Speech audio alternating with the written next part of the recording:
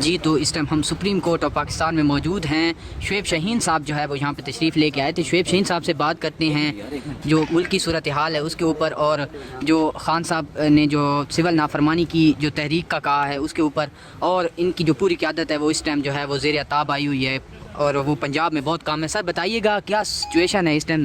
سیاسی صورتحال، قومی حکومت کی باتیں ہو رہی ہیں، اور اس کے علاوہ سول نافرمانی کی جو تحریک ہے خان صاحب نے اعلان کیا ہوا ہے، تو اس سے کافی ساری آپ کی قیادت پیچھے ہٹنے کی کوشش کر رہی ہے. کیا کوئی ایسی کوئی خبریں ہیں؟ آپ کا جو ہے وہ اجلاس ہوتے ہیں اس میں کبھی یہ ڈسکشن ہوئی ہے؟ پہلی بات تو یہ ہے کہ قائد ایک ہے، اس کا نام عمران خان ہے، باقی سب ورکرز ہیں.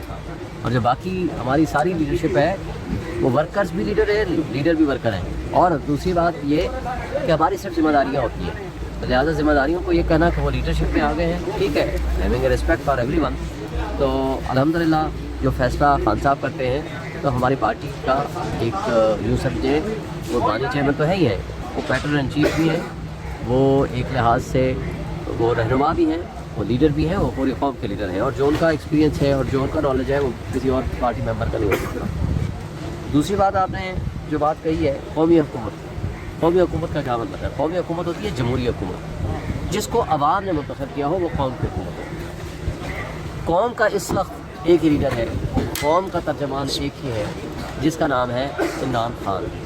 چونکہ قوم 90% آج بھی صرف ایک لیڈر کے پیچھے کھڑی ہے، تو عمران خان کے پیچھے کھڑی ہے. یہ کٹ پتلی جن کو ریجیکٹ کیا جا چکا ہے، جو 5000 ووٹ لینے کا قابل نہیں ہے، جو 2000 ووٹ لینے کا قابل نہیں ہے، ان کٹ پتلیوں کو ہماری اسٹیبلشمنٹ نے مسلط کر دیا ہے. اور ہماری اسٹیبلشمنٹ اس وقت اپنے بقا کی جنگ لڑ رہی ہے. ہماری اسٹیبلشمنٹ اس وقت جو ہے ان کٹ پتلیوں کو مسلط کرنے کے بعد خود پھنس گئی ہے، اور ان کی اپنی جس طرح ڈس ریسپیکٹ ہوئی ہے اس سوسائٹی میں اور پوری دنیا میں، آج میں یہ سمجھتا ہوں کہ اسٹیبلشمنٹ کو ہوش کے رافع لینے چاہیے. دیکھیں، ملک کی ترقی، ملک کو استحکام، ملک کو بہتر مستقبل دینا وہ سب کی ذمہ داری ہے. وہ کب ممکن ہے؟ وہ تبھی ممکن ہے کہ جب آپ اس ملک کو اسٹیبلٹی کی طرف لائیں گے، جب اس ملک میں امن قائم کریں گے، جب اس ملک میں رول آف لا ہوگا، جب اس ملک میں نظام انصاف بہتر ہوگا، تب آپ اس ملک کو ترقی کے راستے پہ ڈال سکتے ہیں. آپ نے دیکھ لیا، ابھی دیکھیں کیا ہوا شام میں. 50 سال انہوں نے ایک خاندان نے رول کیا، ظلم کیے، زیادتیاں کی، بالآخر بھاگنا پڑا. نہ صرف وہ بھاگے، آج ملک خدا نخواستہ خانہ جنگی کی کیفیت میں ہے. کہیں سے پتہ چلتا ہے کہ جناب امریکہ بیٹھا ہوا ہو گیا ہے، کہیں سے پتہ چلتا ہے روس بیٹھ گیا ہے، کہیں سے پتہ چلتا ہے کہ اسرائیل نے اٹیک کر دیا، کہیں سے پتہ چلتا ہے باغی آ گئے، کہیں سے پتہ چلتا ہے کرد آ گئے. لیکن سوال اگین یہ پیدا ہوتا ہے کہ یہ سچویشن کیوں پیدا ہو گئی؟ پچھلے 5-7 سال سے جب وہاں یہ لڑائی چل رہی تھی کہ اگر جمہوریت مستحکم ہو جاتی، لوگوں کے ان کو حقوق دیے جاتے، رول آف لا ہوتا، ملک میں بہتر قانون کی حکمرانی ہوتی، تو یہ دن نہ دیکھنا پڑتے. چھوٹے چھوٹے ملک، آپ مثالیں دے دو، جہاں قانون کی حکمرانی ہوگی، جہاں انصاف کا نظام ہوگا، جہاں امن ہوگا، وہ ملک ہمیشہ ترقی بھی کرتے ہیں، وہ اسٹیبل بھی ہوتے ہیں. تو لہٰذا آج ہمارے ملک میں جو پرابلم ہے وہ یہ ہے، ایسی کٹ پتلیوں کی قومی حکومت بنا لیں یا کہیں سے اٹھائیں لا کر کے مسلط کر دیے جائیں اپنے مفادات، تاکہ آپ کے مفادات کا تحفظ کیا جا سکے.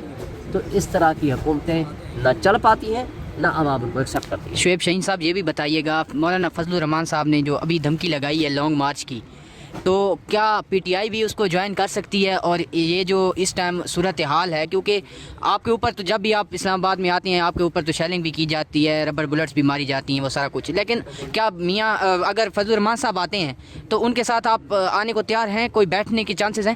دیکھیں، ہماری مذاکرات چلتے رہتے ہیں ان کے ساتھ، ہماری مشاورت بھی چلتی رہتی ہے. وہ اگر فیصلہ ایسا کوئی ہوگا مشترکہ ہم نے آنا ہوگا تو ہم اس پہ بات کر سکتے ہیں اور اس پہ ڈسکشن ہو سکتی ہے. لیکن ابھی پری میچور ہے کہ اس موضوع پہ ہم کوئی بات کریں.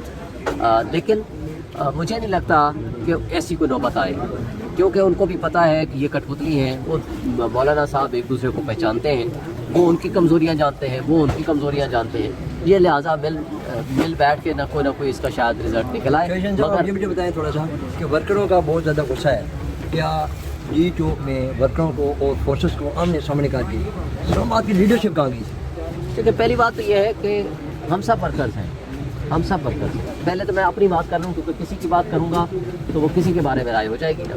مجھے میری ذمہ داری تھی right from the morning till night and on going process کہ جی آپ نے وہاں کے جو پروٹیسٹرز ہیں جن کے پاس کوئی ظاہر بہت ساری بڑی فیسلٹی نہیں تھی کھانوں کے بندوبست کی، تو جو کوئی ہمارے ادھر بھائی ہیں دوست ہیں ان کو پرسنلی بھی اپیل کرنی ہے اور دوستوں کو لے کر بھی آنا ہے.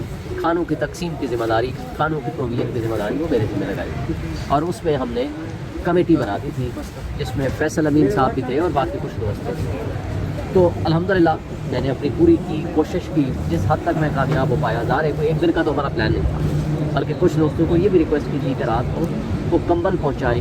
رات کو ظاہر ہے کیونکہ ہمارا پلان تو یہ تھا کہ یہ پورا من مظاہرہ ہے کہ یہ اب ہم پہنچ گئے ہیں یہ برداشت کریں گے. دن میں بھی حالانکہ آپ کو یاد ہے کہ کچھ لوگوں پہ فائرنگ کی ڈی چوک کے اوپر، کچھ ہمارے شہید ہوئے کچھ زخمی ہوئے، لیکن اس سب کچھ کے باوجود ہماری خواہش تھی اور ہماری یہ رائے بھی تھی، ہم یہ سمجھ رہے تھے کہ کئی دن یہ چلے گا ڈرنا اور اس میں یہ اب اس سے زیادہ بدماشی نہیں کریں گے جو وہ کر چکے ہیں. تو سر لیکن الحمدللہ ہم نے وہاں اپنی ڈیوٹیز پوری کی جو ہمیں لیڈرشپ نے یا ہماری پولیٹیکل کمیٹی نے ہماری ذمہ داری لگائی. میں تو اپنی بات کروں تو آخری ڈیوٹی سر کدھر کی، نہ ورکر نہ لیڈرشپ. بشرا بی بی کہہ رہی ہے کہ میں رات کو 12:30 بجے تنہا تھی اکیلی.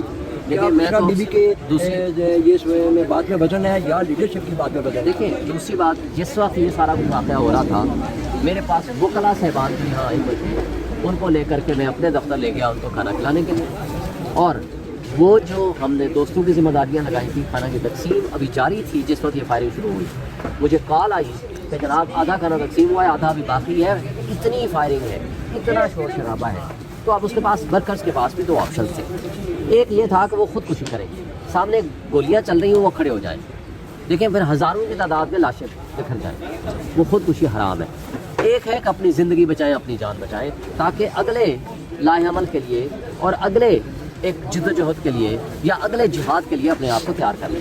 That was a proper planning. میں یہ سمجھتا ہوں یہ درست فیصلہ تھا ہمارے ورکرز کا کہ اس وقت بجائے گولیاں کھانے کے اور اپنے آپ کو اس وقت شہادتیں دینے کے وہ ریٹریٹ کریں تاکہ اپنی پلاننگ کے ساتھ آ جائیں. دیکھیں آپ کا 10 لاکھ کا مجموعہ ہو، سامنے 10 بندے اس طرح کی کلاشن کوف یا مشین گنیں لے کے کھڑے ہوں تو آپ مقابلہ نہیں کر سکتے. یا تو یہ ہے ہو نا کہ ہمارے لوگ بھی اسلحہ لے کر آئے ہوئے ہوں، ہم تو ایک پرامن احتجاج کرنے آئے تھے، ہم تیار تھے شیلنگ کے لیے، ہم تیار تھے لاٹھی چارج کے لیے، ہم تیار تھے جیل جانے کے لیے.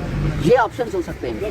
اس کے علاوہ یا پانی ٹھنڈا پانی پھینکتے کچھ بھی تھے، لیکن یہ آپشن ہمارے ذہن میں نہیں تھا کہ یہ ڈائریکٹ سیدھی گولیاں ماریں گے، کیونکہ کوئی بھی لا انفورسمنٹ ایجنسیز اپنے ملک کے شہریوں کو گولیاں نہیں مارتا. سوال سال تک صدیوں تک یہ ان کا پیچھا کرے گا آخر گولی کیوں چلائی.